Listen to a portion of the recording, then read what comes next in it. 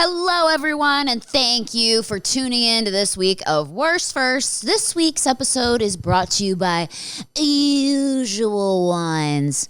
Usual Wines, the wine for the contemporary wine drinker. And what do I mean when I say that? I mean that your friends come over to your house and they drink your expensive-ass wine, and you're like, dude, why do you have to drink my expensive-ass wine? Why don't you drink these little individual cans of Usual Wine, which are 5.6 ounces of liquid, okay, which is like a heavy pour. It's like a glass and a half of wine. Comes in rosé, comes in a brut rosé, has white, has red, 0 grams of sugar, no additives, super good for you. I mean, as good as wine can get. And you're not breaking the bank. And on top of that, if you head to www.usualwines.com and enter the promo code WORST, WORST, you get $8 off your order just for listening to this freaking podcast. How amazing is that? Like, I'm providing you with entertainment and I'm saving you money. Like, you're welcome. And I'll give you my address for a Christmas gift. I'm just kidding. Anyway, but yeah, Usual Wines is great. So head over to usualwines.com, enter the promo code WORST, and get your drink on.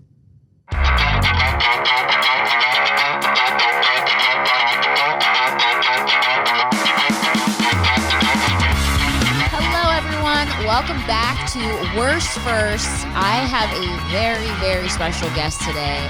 I had been putting out feelers for like a month, and I was trying to find someone who was an embalmer or a mortician who did, who worked with on dead people, because I was just so curious, like, how does someone get into that profession and how do they, do that? So today we are so lucky to have a guest. We have Louie Brock here, who is not only stunning, like, hello, gorgeous, stylish, comes with a really cool dog. She's like very cool. I'm like, wow, I'm very not cool compared to you.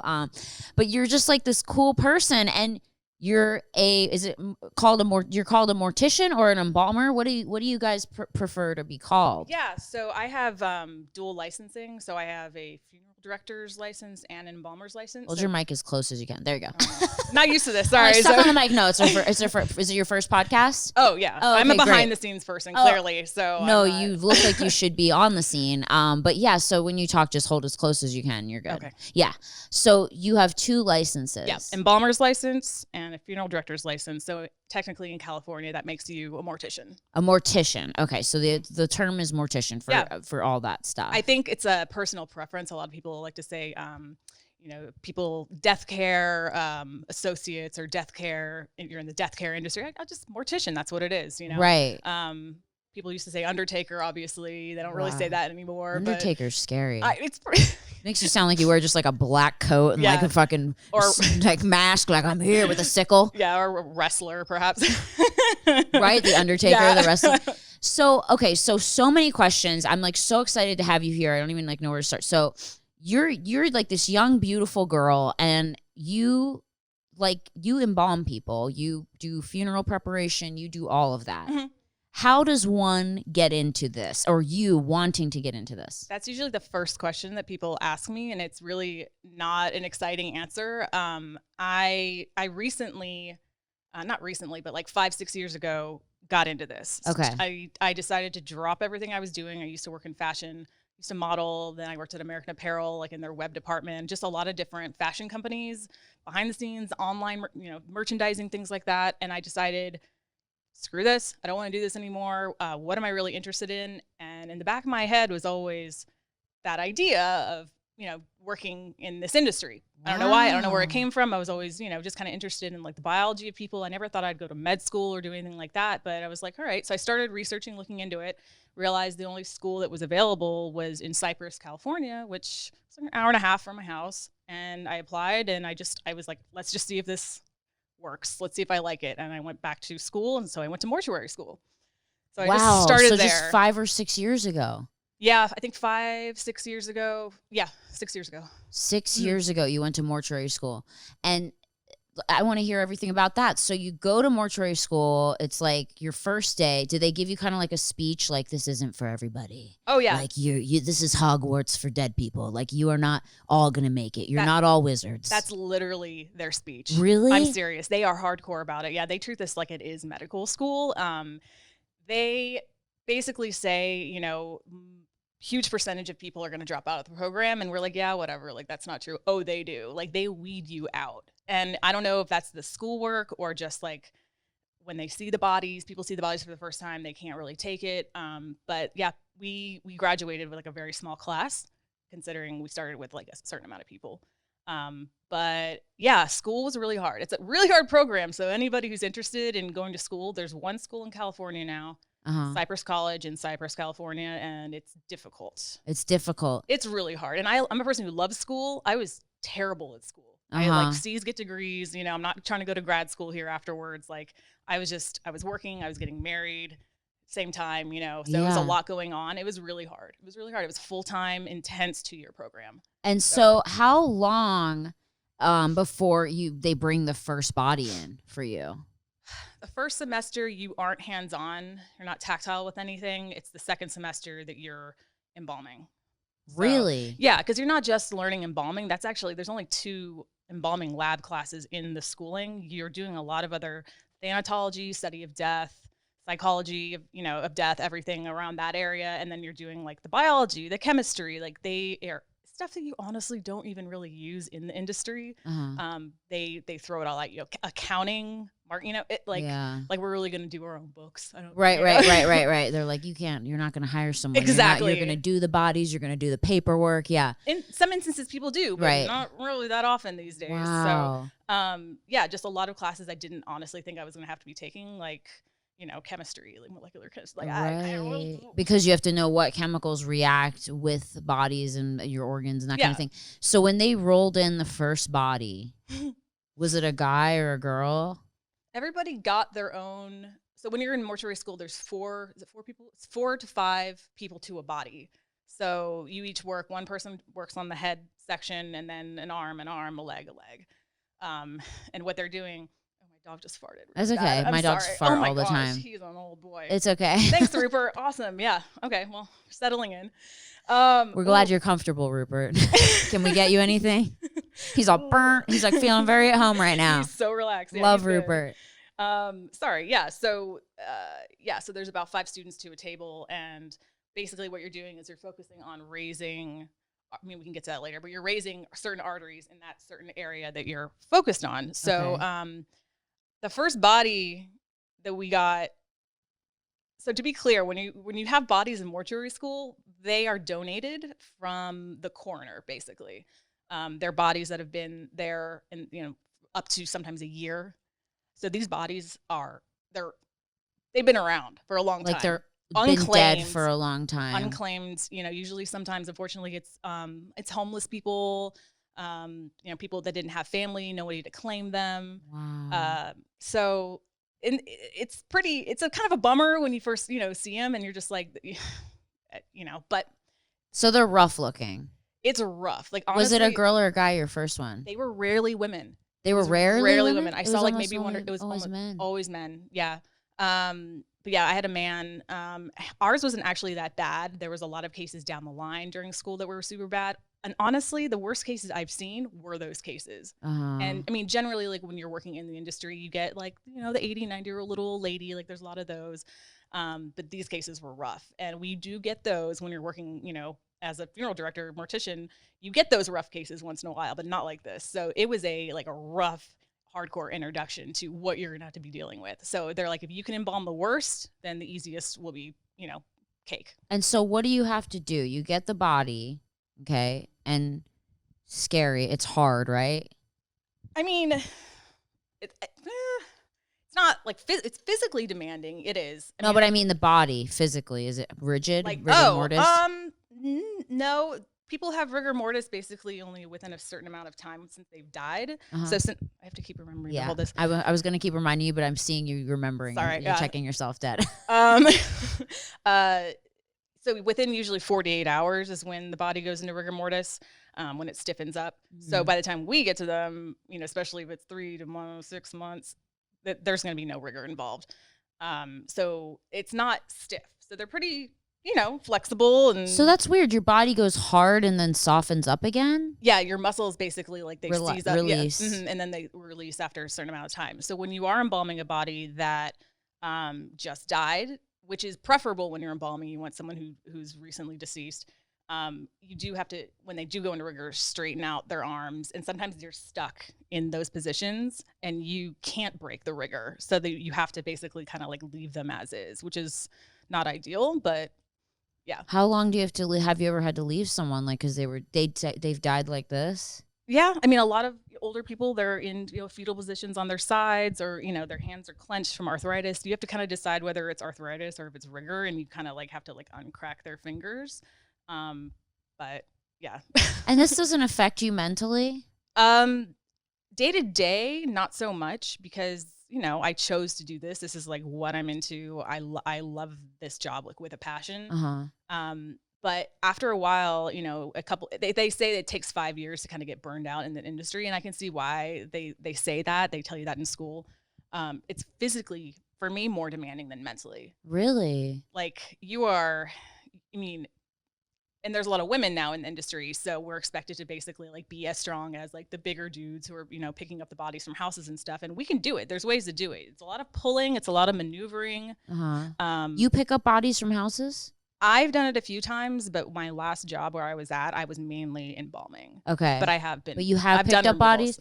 Can you imagine like someone died and then you show up and you're so cute and like you have your little hat on and everyone's like, wow, is this like, what is this? Like, we call the right people? Like you're like so fashionable and cute. Thanks. Like people are probably like, wow. Like, I mean, I'm glad like her makeup's probably going to look bomb. Like that's kind of crazy. Like, I mean, I'm sorry. I'm like focusing on your look. Cause you're like looking at you. If you were walking down the street and I had to guess what you did, this is not what I would guess ever. Oh, well, thank you. Literally, like you're so cool looking. So I mean, not that people who do this aren't cool looking. I like it's such your brain, There's an expectation of who's going to show up to your house. Like it's going to be an older gentleman, in Yeah. like a coat and kind of weird. Like there's that stereotypical, what you see on TV and movies and stuff. Yeah. And I've worked with people like that. Yeah. And it's nice that you're seeing different faces now. I'm so glad to like meet you because I think it's such a crazy. So like, okay, so you said burnout because it's physically demanding. So like the actual task of embalming is demanding. I mean, once you get the person on your table, it's not that, physically demanding, but just getting the body from one place to the other, the cooler to a table. If they're on a cot, you have to be able to lift the cot. I mean, people these days, unfortunately, are a lot heavier. And you have to do this all by yourself? You are trained so that you can do it by yourself. I mean, there's certain instances where I do need help where I'm like, I know I'm going to hurt my back if I do this, so I'll call one of the guys and they'll help me. Some 300-pound dude, like. I could do 300 if it's maybe a little bit over that. But yeah, you have to learn how to safely do it by yourself. Because yeah, I used to work night shift. If you're there by yourself and there's no one to help you, you got to figure out how to get, this larger person from this place to the other and get them all on the table, get their clothes off, get everything ready. Like it's you just learn the tricks. There's a lot of tricks. So you work by yourself at night? I did. I used to work embalming bodies. Yeah, I did in that the middle of the night. I did that for a year. Yeah, I would work super late. Yeah. Girl, did you not have Okay, let's talk about spirits and stuff. Okay. What is your vibe on that? I'm probably like the most boring person to talk to about that because I don't believe in anything. I don't believe in I've never had. You've never felt anything weird with the bodies? Nothing. Never. No ghostly chills or freaking drawers opening or. Never. And I know people who have had those things happen to them who are embalmers and funeral directors, and I'm like, roll my eyes. I'm like, sure, like I'll believe it when I see it. Yeah. But personally, I've never seen anything. Where I was working was on a cemetery as well. Like you walk out the door and it's like 1,000 acres of cemetery. So the only reason I'd be creeped out even walking through the cemetery was like there was coyotes, like that freaked me out, or like maybe like some like random vagrant was like hiding behind. But you never got scared of like anything. You should be afraid of the living, not the dead. Yeah, seriously, it's not the dead. Okay. I never have had. The only time I've seen a body move was during an earthquake. Really? So, but what about sometimes when people die and they twitch? I've heard about. It doesn't happen. It doesn't happen once they're to you. They don't. I've never seen them like move, like limbs move or appendages move. It's more like your body has a lot of air in it when you die, and there's a lot of like buildup of air, and so there are a lot of farts. Well, it's a lot of smells and farts. It smells. I mean, most bodies, yeah, like, because you start decomposing the second you die, you know, Yeah. and the first thing to go is your blood. So you're just decaying from the inside, basically. But So do you wear like a thing for the smell? um, I'll wear, like, you know how everyone's wearing masks now? That's how I'm so used to it. Like, the whole mask thing now, like, it's not a big deal because I'm used to wearing those masks every day, all day anyway. So you're wearing that, you're wearing a face shield, PPEs, that's what they're called, personal protective equipment, and you're wearing the whole gown and the apron and the head covering. So you are always, you know, taking into consideration that the body might have, you know, a dangerous disease. So you just assume that everybody does. Everybody has one. So you have to Wow. treat everybody like it has a disease, whether they do or whether you know they don't. So, yeah, And just then always where take do you precautions. start? Like what's the first step? Of embalming? They're on your table. Yeah, what's the first step? So I put these boards underneath them so that they're raised up from the table so that I can reach beneath them. So there's about 2 inches of space beneath the body. And I will bathe them properly, get everything clean. You know, most people are okay, but you know, unfortunately, a lot of people are in rough shape. I mean, they sometimes died for a reason, so they're, you know, sick, have diseases. You know, they're not. I've seen some really rough things. Like wounds and Well, that's a whole other story. Like oh yeah, we're gonna accidents. talk about that. Yeah, Yeah. the more tragic accident stuff Yeah. is like a whole other ballpark. But you know, just like if you get like a typical like older person who's just passed away from like old age or something, yeah, you just bathe them and then you kind of just like assess the body. You're just like assessing the whole time like what you're doing and like you have to keep an eye on. I'm very keen on paying attention to details. So you have to like before embalm them, look at everything on them and see like what they look like, what color everything is, what like the texture is, because when you embalm them, things will start to change. Oh wow. So, and it takes years to learn all those little things. Right. So, yeah, so basically get them bathed, get everything clean. And what you usually start with is you start raising the carotid. So when I say raising, you basically make your incision into this area about right here above your clavicle in the neck. And oh my God, he keeps farting. I don't smell it. I'm glad you I'm don't smell. so sorry for you though. Rupee. gotta go poopy. No, He's all burnt. I'm Oh dead. God, sorry. I love it. It's all good. I like keeps He like can fart floating. as much as he wants. I can't even smell Okay, it. good. If you don't smell it, I'm fine. No.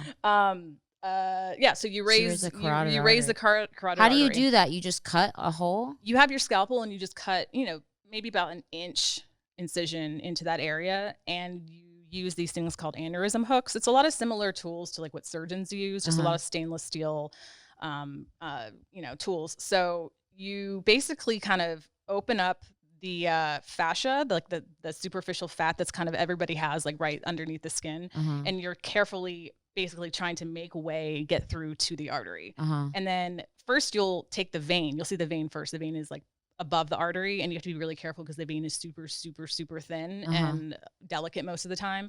And you take string, which we call ligature, and you basically put the string underneath the vein and then underneath the artery, and you raise them. When you say raise, it's just because you're raising it more to the surface so that you can inject from there. Okay. So that's the biggest thing, is just knowing where all the entry points are for an embalmer to inject. So if you... And what do you inject? It's a mixture of formaldehyde, embalming chemicals. So there's, you know, a lot of different companies, a lot of different brands.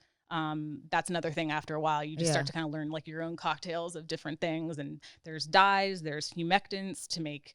So if someone's super dehydrated, there's like a chemical to make them a little plumper. If they're edemic, which is the worst thing ever. What's edemic mean? You're retaining water enough where like if you press into the skin, it leaves an indentation.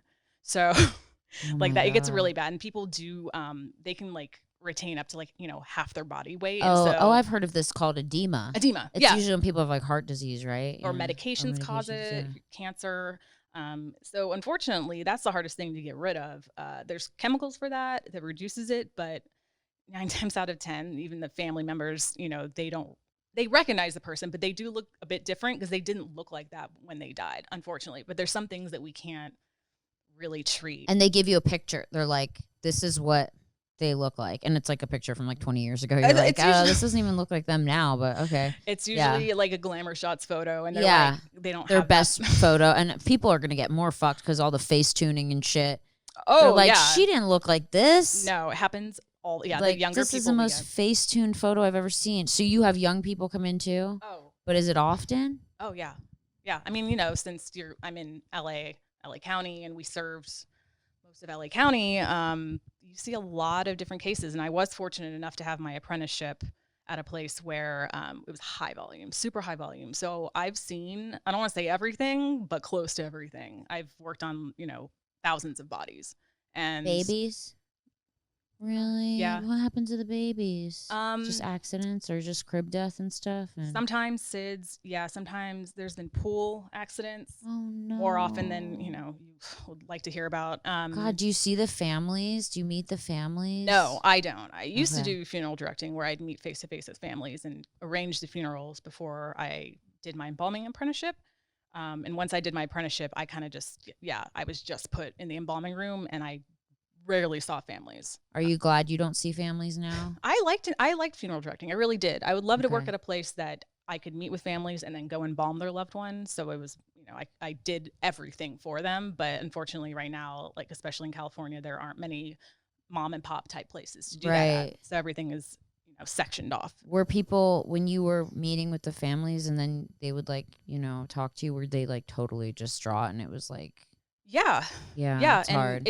it's hard because, you're the last person that they want to see. Mm-hmm. And you have to get to know them quickly, and either like they will warm up to you and they will be super sweet to you, or they'll just be on the the defense completely the entire time, and you really have to like win their trust quickly. Right. And I did like meeting with families. I really did. I didn't do it for that long, but yeah, I would do it again. Wow. Okay, so I just want to get into, I'm sorry, honey. Did I disturb you? I'm sorry. What he thinks your shoes are dogs, I think. Oh, no, they're not dogs. Look. He really does. See? Not doggies. He literally, he's It's so not blind. doggies. Oh my God, it's okay. Sorry. Wiki's blind too. Okay, so you have a couple really gnarly ones that came in. Yeah. Those are mostly accidents. unfortunately. Accidents. And How often are the accidents? all the time. Like And every day. I would say, yeah. I mean, and it's crazy because when you see the news and you're following stories and stuff, you kind of wonder, like, am I going to get that case? And that happens all the time. Oh my gosh. So you're aware of a certain case coming in sometimes, and you're expecting, is the family going to want to embalm? More often than not, the worst cases that we get, families want to see the case. Okay. It's They want to see the body? they want to see the body. That way it's fucked up when it's fucked up? Like, you got to put that person back together. Like, that is actually my favorite part of this is the reconstructive, and it's called reconstructive art, So you're like an artist because you are putting people back to what they used to look like, and you're doing makeup and everything? I prefer to do makeup on my own cases, makeup and hair. I love that part. Yeah. I'd like to do everything from start to finish. Okay. You're supposed to usually hand it off to somebody else, but I'm such a control freak. You're like, I'm doing the hair and the makeup. Yeah, because you get to know that person. You're with this person for like hours and hours. Like I know exactly like what they need to make them look perfect. So, but yeah, the worst cases have been accidents. Most of them are car crashes, which really freaks me out because I'm so paranoid. Driving. Do not text and drive. Just don't do it. Life is so fragile. You heard it here first, guys. And she doesn't believe in it. You don't believe in an afterlife. No. You don't think we're spirits in a body. I mean, maybe. I don't know. I have no idea. But you don't have that. You've never had like a feeling or anything like that. Are you scared of dying? I'm not scared of it. I think about it a lot because I'm just around it a lot. Yeah. Not of myself dying, but more like the people I'm close with. I think I'm kind of like obsessing over that. And it makes you upset. Yeah. I mean, I've had some loss and quite a lot of loss this past year, and it's kind of changed my perspective on a lot of things. But that's I'm sorry. No. Okay, so back to what you were saying. Yeah. So you had some gnarly cases come in. Yeah, there's been a few, like my first reconstructive project, my first reconstructive case. Yeah. He was a security guard, and I guess the reason they tell security guards not to chase after people who have stolen things from stores is for reasons like this. So he chased the guy because he had stolen, a 6-pack of beer. And the guy killed him. He stabbed him everywhere. But the thing that I had to fix was he did like the Glasgow smile, the Chelsea smile, I think they call it. So, from one end. The guy who stabbed him did that to him? Yeah. So he did the knife from the corner of his mouth one way and then the other too. So he just made that, that. And you looked at the body like this? I had to fix it. I had to make it look like it never happened. Did you throw up? No. You don't even care. You're just like, oh. I mean, that was the first gnarly case I worked on, and I was super proud at the end because you can see anything that had happened. And you do certain things like you make stitches so that they're hidden, Yeah. subdermal stitches so that it closes the skin together. And then after that, you apply, wax and makeup and make it super smooth. And it's hard. That's the hardest part, is like the waxing and things like that. But yeah, the family, I don't think they knew what damage had been done to him. So in a way, like, you're kind of protecting them from seeing what really happened. So you're like absorbing all this like trauma that no one else is gonna see. It's pretty heavy. It's a lot. Gnarly. Yeah. So he was stabbed everywhere. Were his guts hanging out and stuff? No, he wasn't. He was just the facial trauma was the biggest problem. What killed him? Just the hit. It was probably loss of blood. Oh, blood loss. Yeah. Did they tell you what they died of? Most of the time you can kind of tell. Like after a while, you get used to like seeing signs of what disease they died from, things like that. But you do get a preliminary death certificate where it does say like what the doctor said that they died of. Yeah. What's the most common one? Heart attacks, strokes, heart disease. Yeah. And do you have young people come in have had heart attacks and strokes or things, or not really as much? Anyone who's had a heart attack who was younger was obese. Seen that a lot. Yeah. Not like young, like 30s. Skinny people. No. Wow. 30-year-olds having heart attacks because they were overweight. Mm-hmm. Guys, I know we're all in quarantine, but time to swap that Gatorade out for some water. As I have a Gatorade right here. I'm like, don't there's look. A water too. Yeah, there's a water too. I drink the water, not the Gatorade. Okay, so that was really gnarly. The guy with the Cheshire cat smile. And then what was another one that was really gnarly? I've had train accidents. People jumping in front of trains. Trying to kill themselves. And that's when you do have to sew, parts of their body back onto their main part of their body. So they bring the body parts like in a bag and it's like all separated? Everything's in a body bag. So I don't know. This is basically, people don't know this, but if you're in an accident and you're a younger person or you haven't seen the doctor for 3 months, you're going to go downtown to the coroner. You're going to go to the morgue. A morgue is not a mortuary. People get that confused too. So I don't work at a morgue. I work at a mortuary, and then this place is the coroner downtown. So it's the medical examiner's office. So anybody who dies young or dies in their sleep or an accident or an overdose, anything, you're going to most of the time be autopsied, whether you want to or not. The only way you can get out of it is like having a religious, reason, or the family can, say, Muslims, for example, like you're not supposed to be autopsied. Right. It's happened. I've seen it because they have to figure out cause of death. But so the autopsies on top of all the trauma from, let's say, obviously this person died because they jumped in front of a train, but they still autopsy them because they want to see if there was like, bitch. I know. It makes me so mad sometimes because so obvious. Or people who have, hung themselves or slit their wrists or things like that. They still do autopsies. And I'm just like, why? To see maybe if they were on drugs. They could just take a blood sample in that case, but they want to see contents of stomach. They want to see all these other things. I get why, but it's just, I wish there was like other ways of figuring out. Gosh. Makes more work for me. Wow, it does, because it's even more cut up. Do they do a good job sewing them back up after they do the autopsy, or no? They just do what they want, and then they're just like, here, bitch, you finish it. They don't even sew it up. They basically kind of like tack the skin back together, like little staples. Not that. It's like it's called tacking, just because you're sewing it in just very small places. Okay. Wow, he can walk around. It's okay if he takes a shit somewhere. He won't. It's okay if he does. But yeah, so that's crazy. So you get it tacked together, and then they're like, okay, so I just shit on this plate. Now you make it beautiful. Basically, yeah. So whenever we hear like an autopsy is coming in, it's like, all right, well, I got to save a few hours to deal with that, because who knows what condition that body is going to be in. What's the longest you've worked on a body? For embalming? I mean, there's been days where I've been in the embalming room for 8 hours doing a body, and the next day there's still more work to do. Like there's the worse the body, the more chemicals, the more treatment, the more process that you're going to have to do. I take my time embalming. I don't rush it. I've known embalmers to do bodies quickly, an hour and a half maybe. But and how do they look? Plastic? I mean, scary. Embalmers are Randy so Newman. Yeah. It's not unusual. You're like, why does my grandma's hair look like that? Grandma. That's messed up. Embalmers like to talk shit about other embalmers' work. They so do, just like hairdressers. It's the worst. You ever notice that? You go to a hairdresser and you go to a new one, they're like, oh, girl, what'd she do? You're like, calm down, Tiffany. Like, yeah. Okay. So embalmers talk shit about other embalmers? Just everyone thinks they're like the best embalmer and they have like their own like special ways of doing things. So yeah, like I know people who I don't agree with their embalming practices and I have my own way, but yeah. And some people are obviously probably better at makeup and shit than other people. Yeah. Like you're good at your makeup. Oh, thanks. I want you to do mine because you look good. But like, obviously not everyone can do makeup. And what about guys?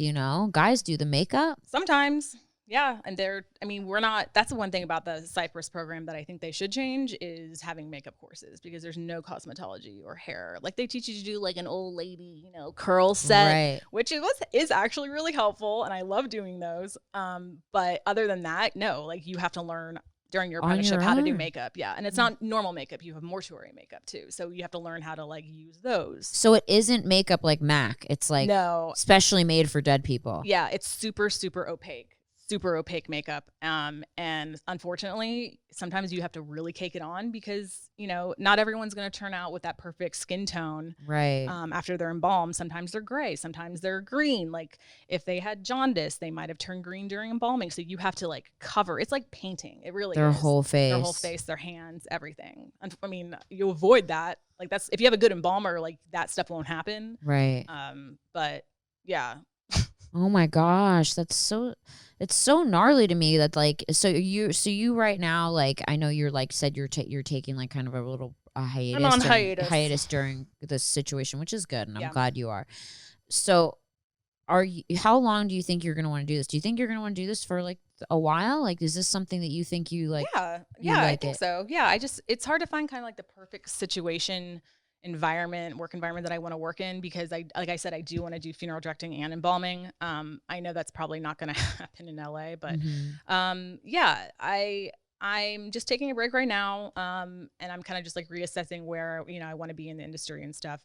I love embalming. That's the thing. I love embalming. You do? I love it. I love doing it. You're not freaked out at all? No. Wow. Never. It's never. The only thing that bothers me, and my coworkers will attest to this, I cannot do maggots. Oh my God. Ugh. Okay. You know what? Breaker. Let's take a quick break and we're going to come right back and talk about that because that's disgusting. Okay.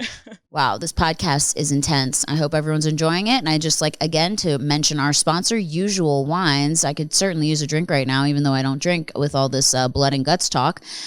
Usual Wines is wine for the modern drinker. Okay. It comes in individualized little wine canisters. I'd show you, but my friends drank them all. And comes in different flavors, no added sugars, which is incredible for wine. So you don't have to worry about, like getting fatter because we've all been getting fatter during quarantine. The wine for the modern drinker comes in individualized little canisters for your guests. So you don't have to open a whole bottle of expensive wine, waste it, let it go sour, or you and your husband drink it all and get in a fight. We don't need that, okay? We don't want that here on Worst First. So if you head to usualwines.com, you get $8 off your first order just for listening to Worst. You enter the promo code WORST, WORST, at checkout. Again, that's usualwines.com. Beautiful modern wine comes in a Brut Rosé for summer. We have a red wine. We have a white wine. Just super easy. Little canisters for your friends. You don't have to worry about wasting a whole bottle of wine. And if they drink more than one, they feel kind of guilty. And also they're not getting drunk at your house because we don't want that all the time. Sometimes it's fun, but sometimes it's kind of like, okay, Christine, time to pack it up. We don't need to hear about all your childhood trauma. That's for another time. So head to usualwines.com and enter the promo code WORST, WORST, for a delicious, no sugar added, all natural, no additives wine. Back to the podcast. So we're back. So I'm telling Louie right now that like I think she's so cool because I'm so weak because my biggest fear is dying. And that's what I have anxiety about all the time is that I'm afraid like when I'm driving or like when I'm somewhere in a store that I'm just going to die and I'm going to be with a bunch of people I don't know and it's going to be horrible and blah, blah, blah. Like that's where my anxiety comes from.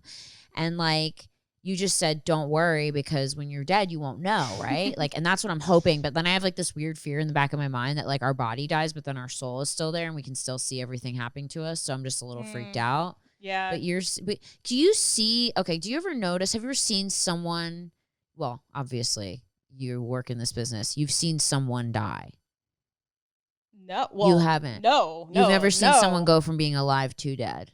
No, never. Okay, so I don't know if you've noticed this, and I've only seen a few people die, obviously older family members and my dog who got tragically killed, but I noticed something is that their eyes, like I'm looking at you right now and you have very glistening eyes and there's like a light in your eyes. But you notice when someone dies, it just goes. There's no light. Yeah. It's sort of just empty. Just like when you see like a squirrel who's been hit by a car, you can know they're dead because it's almost like a fog. It's like there's nothing there. And maybe that's why it doesn't bother me so much, because I know they're not in pain. They're not suffering. There. It is peaceful. It is quiet. It is, tragic things. It's over. They're not in any pain. Right. So I think I focus on that more than anything. I obviously, it's funny because it's like a mortician's the last person to see those person's eyes for the rest of, that person's whatever, eternity, afterlife, whatever. I don't know, whoever believes in that. But yeah, I'm the one who shuts their eyes. I close their mouth. Their eyes. Yeah, like you do all these things for the last time. And I find it to be like very like poetic in a way. And in the whole process of doing that and preparing a body. So I just find it to like be very beautiful in a way. And that's why I love it so much, because it is like an art, but it's art and science. And and their eyes are empty to you. Like there's nothing behind them. They do change. The color changes. They get a bit cloudier. Even if you have blue or brown eyes, a lot of the time they kind of just fade to this like cloudy color. Why is that? I don't know. Just part of being dead, I guess, right? Yeah. So you have to close them because your eyes will just stay open, right? Sometimes like the nurses or whoever's taking care of the person will like close them for you, but you still have to like thoroughly disinfect everything anyway. So you're getting in there, you're cleaning, and then you put eye caps in, which basically are little spiked pieces of plastic. They're little domes that go over the eye that help the eyelids stay closed, because there's little like spikes on them that keep the eyelid closed. Yeah. So, I guess it's going back to the process, but yeah, the first thing you do after bathing the body is it's called setting the features. So you're closing the eyes, you're disinfecting all the, the nasal cavity, the oral cavity, the ears, everything, shaving. You have to have certain shaving instructions. You cannot touch facial hair without specific instructions from families, because it's like, it's the worst thing. Like, what if you like went to a funeral and you saw your uncle who had a mustache for 50 years and he has no mustache? Like, you are in deep shit. You're like, why'd you shave uncle's mustache? He was born with the mustache. Yeah. Or even like women who have like a little bit of facial hair, like older women, or like a little signature hair coming out of their mole. Like, you don't touch that unless you get instructions. Me, I'd be like, Tabitha, I will take care of this for you. Like she wore that hair. Yeah. She's like, nah, she loved that. Like, I'm like, oh my gosh. That's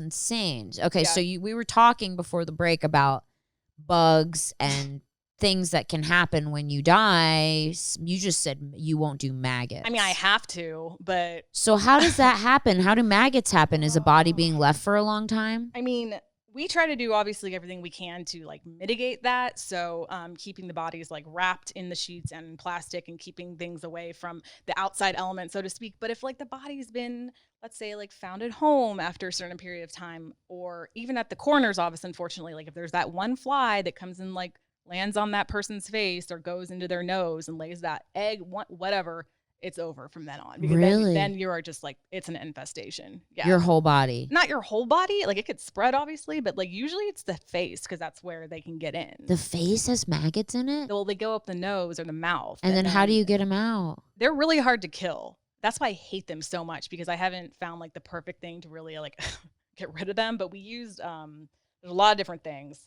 We use carb choke, like carburetor cleaner, that will kill them. But then, you have to basically be spraying that near the body. And I don't really like to do that. But there's a lot of different things that kills them, like acetone and things like that. But do you have to pour it like in the person's mouth? Oh, yeah. Yeah. But the thing is, like, sometimes you'll embalm them. And then if the body wasn't, let's say, like watched after properly after they're embalmed for a few days, because they're left out, they don't go back in the cooler after embalmed. Like you stay out. You can stay out. That's the whole point of embalming, is to do prep. Temporarily preserve the body so that they can sit out until their funeral and then have your visitation and everything. But yeah, if like a fly unfortunately gets somewhere near the body, then Have you ever had a body be done and like ready to go, and then a fly came and just fucked everything up? Oh yeah. Yeah. How do you notice? You just notice worms or like You see a maggot, and if you see a maggot, there's hundreds. they're somewhere in there, and those you little have to, fuckers. oh my God, I hate flies, but I know they're here to help us to help decomposition. That's their only earthly purpose.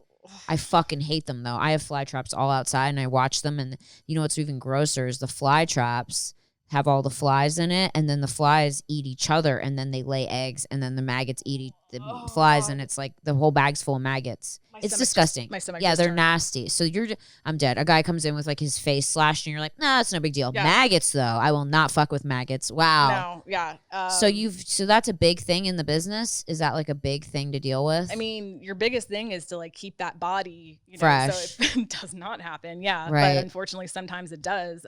Is it frequent or is it kind of? I mean, people ask me that too, and I don't know how to answer because it happens so frequently. I don't know if it's frequent for where I worked or I don't know really. Wow. Usually it's from the coroner. Okay, the coroner's dirty. Coroner needs to get his shit together. Coroner needs some fly traps. I mean, LA they do, but yeah. I mean, it's just they have so many. There's so many bodies in LA County. They are so backed up all the time. So there's a lot of need for the work in this business. Like there's a demand, you would say?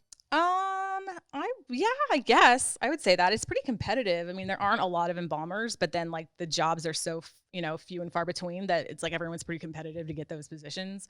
It's hard to get into with the coroner. You don't have to be a mortician to work at the coroner, but it is hard to get into that place. So why is it so hard? I don't know. It's because you're working for the county basically. So all the drug tests and the other, background checks and stuff, the same kind of stuff that we have, but they just go to like a further level with that because they do like the investigations and forensics and stuff like that. Right. But a lot of people think that overlaps with what we do. Like people ask me, oh, you do autopsies. No, we don't do the autopsies. We put back together the autopsy person. Yeah. So there's usually like people think that, but.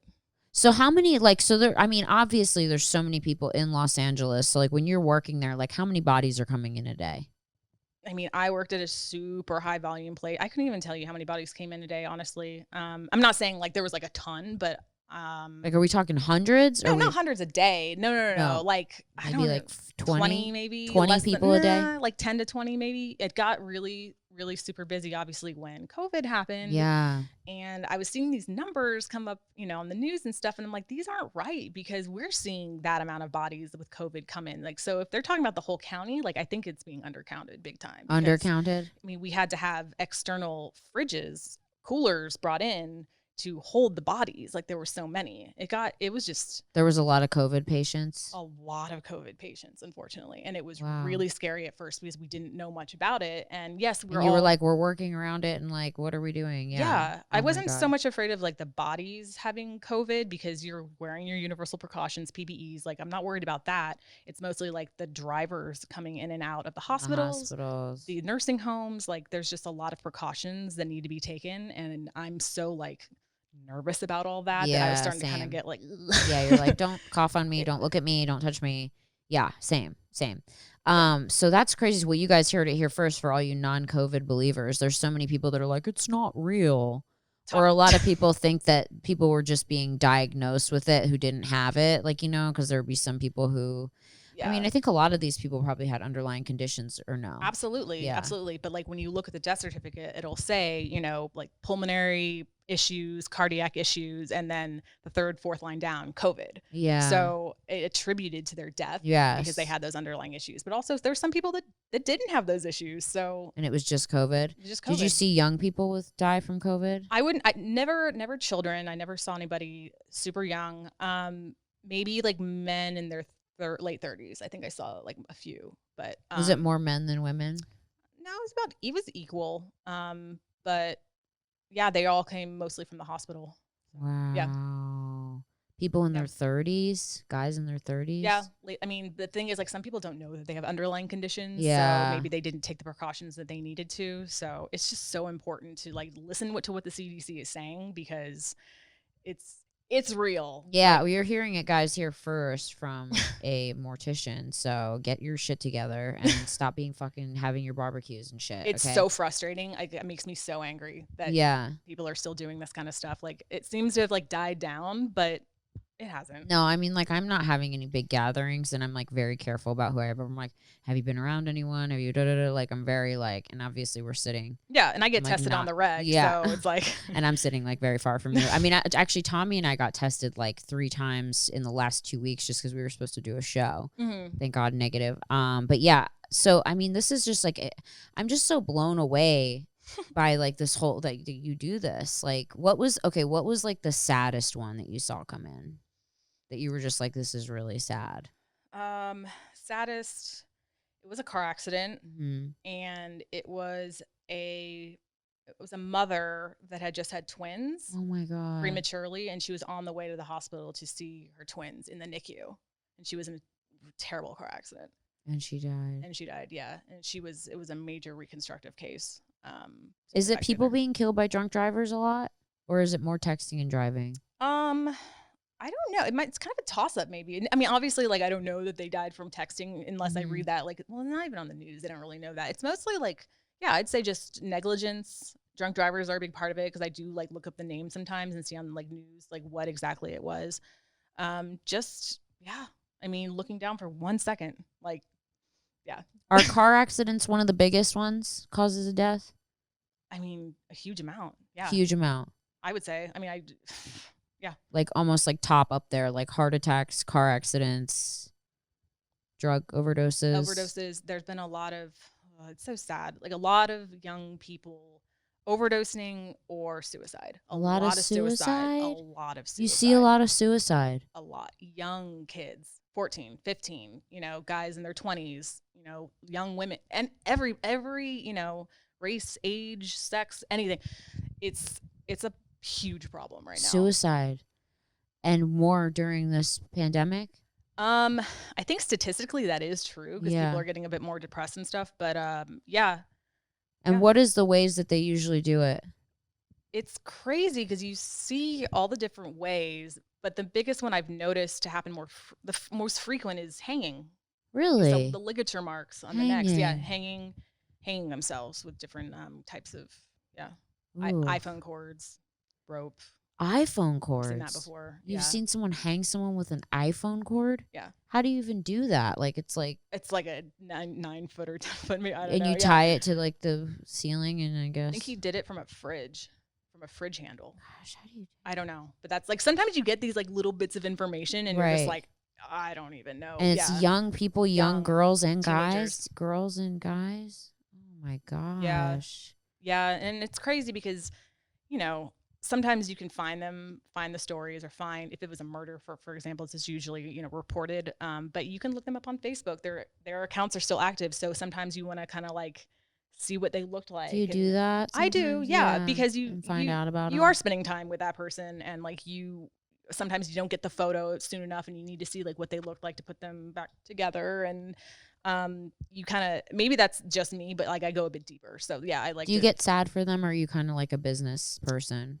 I get sad for the families more than them, considering my viewpoint on, like what happens when you die. But yeah, for the families, it's horrible. It's tragic. I can't imagine having, a child that died from something like that. It's horrible for families. That's insane. I can't believe a lot of young suicide. That's horrible. Yeah, unfortunately. And then the overdoses have become obviously like a bigger problem too now these days. And what's the biggest drug people are overdosing on right now? Fentanyl? Fentanyl, heroin, fentanyl. Yeah. Wow. Absolutely. Yeah, I have a friend whose daughter took a Xanax, and she thought she was taking a Xanax. Yeah. And it was laced with fentanyl, and she just went to sleep and never woke up. Yeah, the street Xanax. Yeah, you got to be careful. Guys, don't take freaking drugs. Yeah. Like, just don't do it. I mean, like, I'm all here, like, yeah, like, go see a psychiatrist, like, get proper medication, but don't go off the street if, and buy stuff off of people. Like, do not do that. No. It's not the way to go. Obviously, like, this is just, you never know what you're getting, it seems like things have just gotten like the wild, wild west in terms of drugs. Like, you really don't know what you're getting. Even if somebody's like, oh, I'm the best. I know all my stuff's clean and not cut with anything. Like, they're full of shit. They don't know all the time. And, just be really careful, guys. That's like all I can say. And that's so sad. And in terms of the suicide, like, fuck. I mean, that's horrible. That's so sad to me. Yeah. That you said there's a lot of it. Mm-hmm. Wow. Unfortunately. Yeah. Fuck. That's the hard part. Like, it does get emotionally taxing seeing like all these different ways and modes that people are, dying from. But I mean, that's the job. That's what I signed up for and everything. But, and you have like a really good head on your shoulder. I mean, you seem very strong, and you, like you said, you don't feel like affected by it. And you're not like, oh, spirits or this or that. Like you seem very, very tough. Well, so what gets under your skin about it? Cause I know you kind of like told me, do you have like a little bit, anxiety and stuff too? Or? Yeah, no, I suffer from massive like social anxiety, depression, anxiety in general. And, recently I'm taking a break because my father passed away. Sorry. Thank you. In June. And honestly, like I've experienced older people in my family, passing away and sometimes like tragic deaths of friends from overdoses and stuff like that. But like, this is like hits really close to home. Yeah, it's my dad. I'm super close. I was super close with him. And I was kind of really nervous and not looking forward to what was going to happen when someone like that passed away. And unfortunately, it was sudden and it wasn't expected. So I was not ready or equipped to like deal with it. And that's why I'm kind of like taking a step back and taking a break and just like working on myself. I'm so glad you are. My dad is my best friend, and I think about it a lot. Like it's very like I'm so sorry. Like I can't even tell you. That's my like one of my also biggest like things that I think about that a lot too. Yeah, I mean, people, you aren't prepared for that. I mean, sometimes they're sick or it's expected. There's different like types of grief, and this kind, unfortunately for me, is like called complicated grief because of just the circumstances. So just it's like, yeah, I learned all this stuff in school and thanatology, and you can read it in a book, but it's like, dang, when it happens to you, yeah, it sucks, and it happens to everybody at some point, but when it happens to you, it's the worst. So I just I couldn't really be at work and in that environment and grieve at the same time. I thought I could do it. I tried, and so I was just doing what's best for me. It's good to take time. Yeah. You need to take as much time as you want. Yeah. Honestly. And I wanted to still love what I do and not be affected by it. So I want to obviously be able to return to it healthy, happy, ready to, do what I do best. And yeah, so that's what you have to do. I mean, life is so interesting. I mean, it's like we're every day learning how to navigate our way, and it throws things at us, and it's unexpected, and we're expected to adapt. And I think that's the most challenging thing about life. And especially like, with you, I'm sure it's hard because it's like you're in this business and you're like, fuck, this is like what I do. And like, how can I get away from it? And so that's such an important thing. I'm so glad that you were like, you're taking your time. Thanks, and now I'm here like, come talk about it on my podcast. I'm like the worst. No, it's okay. No, I mean, like I feel for you. Like I'm very, I get it. Like I think I have social anxiety as well, which is interesting because people are like, oh, you're so outgoing. But like I get very nervous. Like before you came over, even before I have guests, before I have to go anywhere, I get like sick physically. No, I'm the same exact way. Like and you have to like snap yourself out of it. Yeah. And just and you have to remind yourself that like your body's tricking you. You're not sick. You're just this is your body being an anxiety person and going, oh, you can't go. You're going to have to cancel because you don't feel good. You're getting stomach ache. Like you have a headache. You're feeling hot flashes. Like that's not normal, but it's all anxiety. And that's like a big, I think that's a big thing for a lot of people. And not to like get off topic, but yeah, I'm really glad you came because part of what I'm learning in my therapy with social anxiety is exposure therapy. And so people are always like, oh, you go out and you do a lot of stuff. Yeah. Am I comfortable? No. But am I doing it? Yes, because I need to prove to myself that I can do it. Yeah, you know what I mean? Totally. That's the hardest thing. It's just kind of amping yourself up to be in that mental place to go do it. Like, and I see a psychiatrist, I go to therapy, things like that. Same. And that helps a tremendous amount. But it's just a lot of work to do on yourself personally. So much self-work. Yeah. And I think it's, the thing is a lot of people build up in their head like it's going to be so bad, and then they're there and they're like, oh, it's never what you think. You know what I mean? Okay, to get back to you, get back to everything. This is, I mean, my whole podcast is worst first, and I was like gonna say like your worst thing. You told me the guy getting cut in the face and everything. So this is like obviously everything you do. You before you even came on the podcast, you said everything's kind of the worst. Everything's kind of the worst because it's like you're dealing with this, you know, in this business. So when you're like when you completely are done with a body and do you dress them too? I prefer to. Yeah. You prefer to? Yeah, because I know like every inch of that body. I know like you're basically like a body plumber. Like you don't want any leaks. You don't want any purge. Like you need to know like you got to keep that body dry. Like that is our main job here. To put it simply, to keep the body dry. Yeah. So when you didn't say anything about like, do you drain blood out? Yeah. So, going back to the embalming process, when you're injecting, you're injecting the fluid, and then that's going through your arteries, and then the embalming fluid's coming out of your vein. So the first thing that's going to drain is your blood is going to get pushed out, and then eventually, like the embalming fluid will come after that. So then that's really messy, right? Like there's blood everywhere, and you kind of have to hose them people down afterwards, or what? It's a pretty like wet, messy process. Yeah. Okay. So the tables are designed where you can tilt them down. So everything is obviously draining. Yeah. And you can do what's called closed drainage, which I don't do. I wasn't taught that, but so it's open drainage, and you are sticking these really long forceps down into the artery and the vein, and you're basically like pulling out clots. Like a lot, when you die, clotting happens. So you're pulling out clots, you're pulling out a lot of blood, and like the best part of being an embalmer is like when you get that good drainage. All you embalmers out there know what I'm talking about. Is that drainage. You're just like, yes, this is good drainage, because if there's good drainage, you're getting a lot of the blood out. So, they're not going to be decomposing as fast. Right. But there's like some people that it's so hard to get the blood out because they just had like blockages. Yeah. Oof. Just a lot of like arterial issues. So you have to pull blood clots out? Oh, it's the best part. You like it? It's just like the best. It's so sick. It's so where are they? They're just like all over the in the.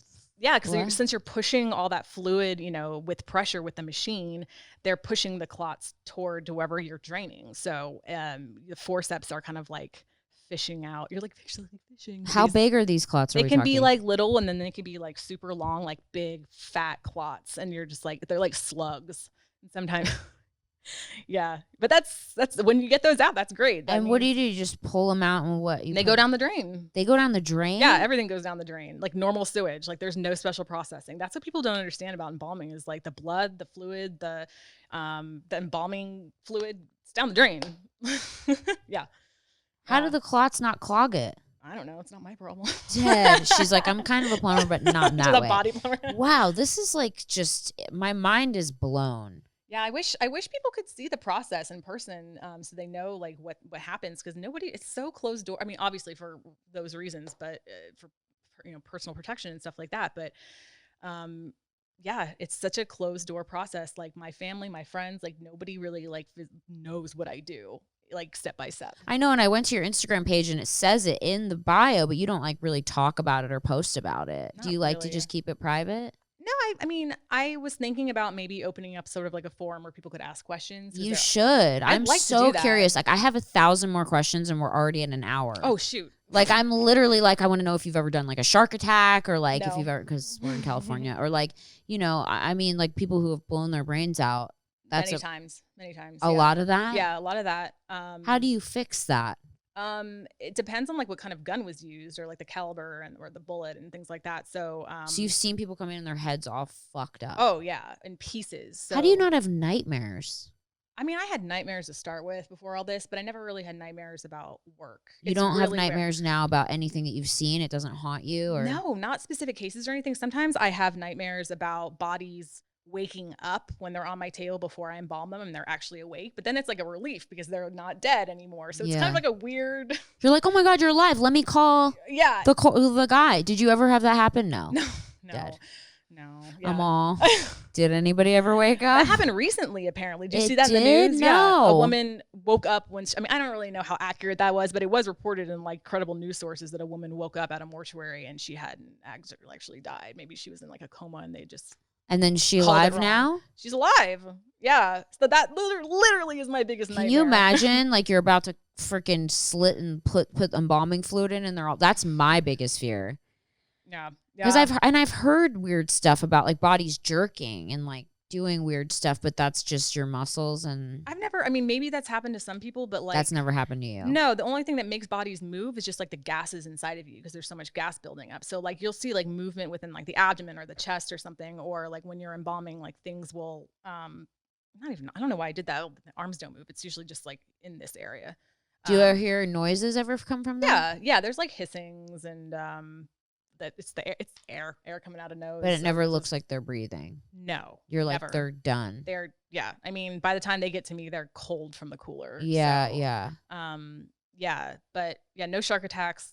A lot of gunshot wounds. Yeah. Wow. And then when they do suffer from those gunshot wounds, usually the skull is completely in like, I mean, I've had skulls in like 50 pieces and I have to put that back together because I'm so obsessive about like, it's like a puzzle. So you have to put the skull back together. You're putting it back what do you together, put in the head where the brain was? I put a lot of different things. There's just like a lot of tricks of the trade that you just end up learning. But we have like certain like putties that dry that you can put in the head, or like I will like take a sandwich bag and fill it full of that putty and kind of make it moldable yet not messy, and that'll like, you know, make the brain, so to speak, because the brain's not in there after they've done an autopsy or if, unfortunately you've shot yourself. There's no brain matter left.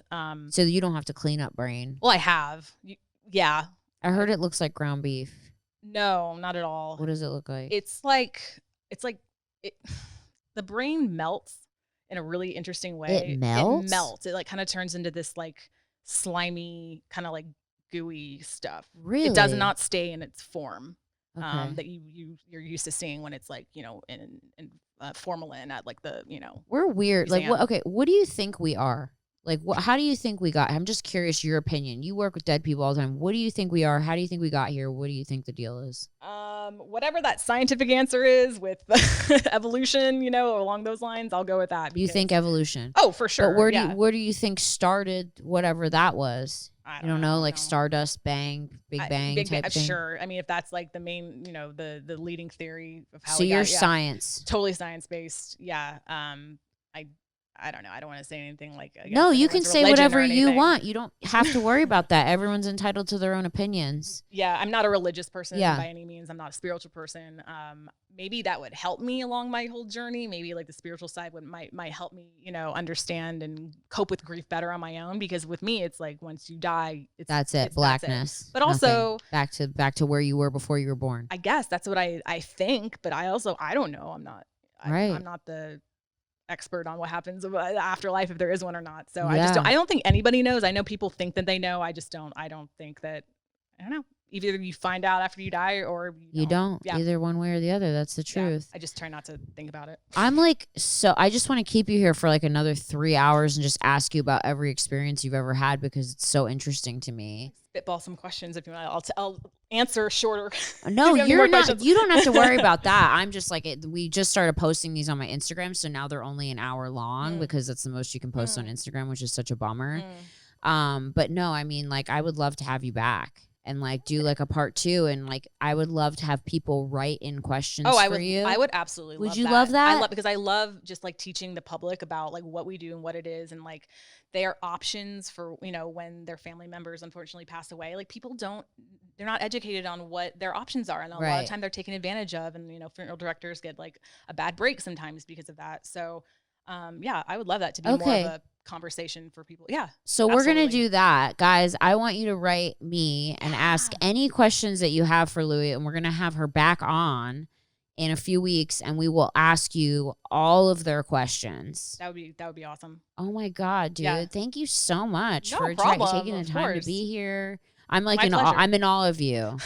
Because you deal with something that I don't think I could ever. I think I would die seeing the shit that you've seen. I'd probably be like, ugh, like I would freak out. You'd probably find it interesting though, honestly. Really? Yeah. I mean, it's difficult at first, but if you don't know the person, it is a little bit easier. It's different when it's your family Someone member. You know. It's exactly. So hard. I remember when my grandmother died, and this is really dark. I actually like got like this close to her face and was like, she was like in the casket, and I was just looking at everything, her hands and everything, and I was just like, I just couldn't process it. You know what I mean? Yeah. It's Yeah. really weird. Like I just like had to look so closely because I Yeah. was like, this can't be right. Like they're not dead. You know what I mean? Did Like, you you can't process wish it. that you hadn't seen it, or are you glad that you saw her? No, I'm glad I did. And Yeah. actually, it's interesting. I wasn't like affected by it, obviously, 'cause she was all fixed up and, you know, that kind of thing. But it was like she was so hard and like it was just like so sad. And they had her hands crossed and her hands were shriveled. And I was just kind of like, ugh. It's surreal. It's surreal. It's to see that. surreal. And they don't seem real anymore. They seem like a dummy to me. You know, Yeah, it's like very weird. But Yeah. yeah. Oh my God. Okay. So we're going to have you back on. Everybody ask your questions Awesome. for Louie. Make sure to check Louie out. Do you want people to follow you on Instagram? Or would you like Sure. to? No, yeah. Okay, so follow Louie on Instagram. I'm putting her Instagram in my bio right here.